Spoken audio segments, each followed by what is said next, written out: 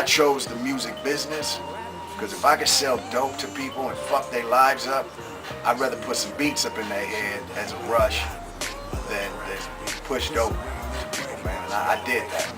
I did that. You name the penitentiary. Check my number, man. Check my yards. 3 yards. You know what I'm saying? Sea level. Check mines. Folsom. Check mines. Bitches. Check mines.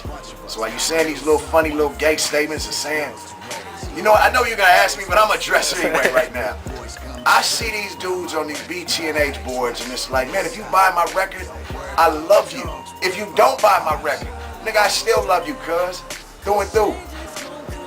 But when you saying homosexual things like, am I giving another man oral gratification? Maybe a rapper would respond with that with a rap. But when I'm doing something to help this man feed his kids, and I'm sure when I say this and you post it, some little fuckboy is gonna twist it around and they're gonna start a whole 20-thread response. Fuck Cash, well look, I done gave my address out. I done put 50 stacks up saying, nigga come whoop my ass. Cash is good for you. You can videotape whooping my ass. I'd like to see that. But if you gonna say something about me doing something homo, and none against gays, man, I do your thing. But when you gonna address that towards me, and I got children, I got 7 kids, homie. 7. You know what I mean? I ain't never got to question my sexuality. I go home to a beautiful, beautiful Latino woman every night. So when you say some bullshit like that about me doing something gay to another dude, my children read that, homie. Your kids gonna read that. Aside from you saying I done fucked the label up or whatever, I'm the financier, fuck boys, of that label. I'm Cass. I'm Casper, a retired nigga from Rolling 60 Crip, born and raised on 3rd Avenue and 52nd, that happened to be out with my mouthpiece. If you don't like my rhymes, here's the easiest shit in the world. Don't buy it. And if you don't like how I'm running this label, fuck it. How many times you gotta state that you're not gonna support? I don't go on btnhboard posting those songs. Record companies, the distributor does that. You guys do that. You know what I mean? But shout out to Jeremy for keeping it all hood. I got love for cuz. You got my number, cuz. You can call me anytime. But through and through, I'm gonna state this for the last time. I don't care if you niggas like my rap. When you say such derogatory statements on a man's sexual, whatever the fuck y'all, I mean, or you talking about fuck me, well, man, I heard some dude say he met me. Well, why didn't you do something? Don't say it as a threat, you know, because you see me showing up to my shows with my children. So I will beat the dog shit out of you with my children, watching me beat the dog shit out of you. Or, like how I met you, Blotty, I hug you, I invite you into the show. You ever paid for a bone show when I'm around? No. Ever. No. You been in my home, walks in my home, on the beach. So understand, I'm not getting worked up, but when you're fucking with me, you're fucking with Steve House money, Anthony's money, Charlie's money, Stanley's money, Byron's money, because projects I put out, I pay them dudes. So don't sit here and talk about recycling and I'm riding off.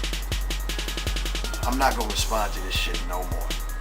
When you watch this, don't say I'm not gonna give Cass the time of day and then you do a 20-thing thread of how much you hate me. I swear to God, I don't read all 20. I look at one, I find it laughable. Because if you hate us, or you hate just me, don't support it, player. Alright, how did you and Bone end up linking? You know, me and Lay touched on this one time and started from scratch, DVD. I just came home from jail in 1996. I had never heard of Bone. You know, wasn't even really thinking about it. So I come home, Battlecat, been like Kevin Gilliam, you know, send your government, mine's Guillermo Ilan, here's my government. Him and the homie Big Ice came and got me, cause I was flat broke, bro. I was flat broke. And it was my daughter's birthday, and we had this big ass house. Remember the movie Goodfellas when Cuz came home to that house, but they was broke. You know, I didn't want to let my wife know, you know, God bless her. She put up with a lot of my shit. I was with her for 12 years. It was a good woman. So Cat came and got me, took me to the swap meet, and we walking through the swap meet, and I walk in and I see all these niggas in this Cleveland, this red shit, and I'm like, I'm retarded at the time. I'm like, Cuz, what is this? Who's these niggas? And all of them were there. All of them, except for Easy. And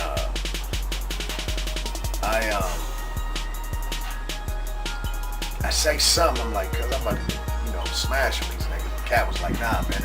Because I noticed they kind of acknowledged Cat, but I thought it was just hood niggas recognized, like, is this some red rags in the valley or something? And Cat like, nah, man, they rappers, man. Bone Thugs Army. I'm like, nigga, what set that is? What is that? He's like, nah, they rappers. I'm like, all right, Cuz. I'm walking by myself down like aisle 3, I don't know. I'm looking for anything to buy my daughter. I think Cat gave me like $200 to grab or something. And the funniest thing is who I'm brothers with today and tight with was the one I was gonna rob first. Because as I'm walking this way, layzie is walking this way, and I'm like, he got a Cleveland jersey on, a Cleveland hat, and let me clear some up. Lay don't wait. Now I come home from the pen, I was about 209 pounds, hard as a rock. Stephen House is far from a buster. Cuz will fight a 500-pound man with a toothpick just to stab that nigga's eyes out. Layzie is not a buster. And I'm walking down, I'm like, Cuz, what that 6-0 crip like? And he go like this. Nothing. He was like, I don't want no problems.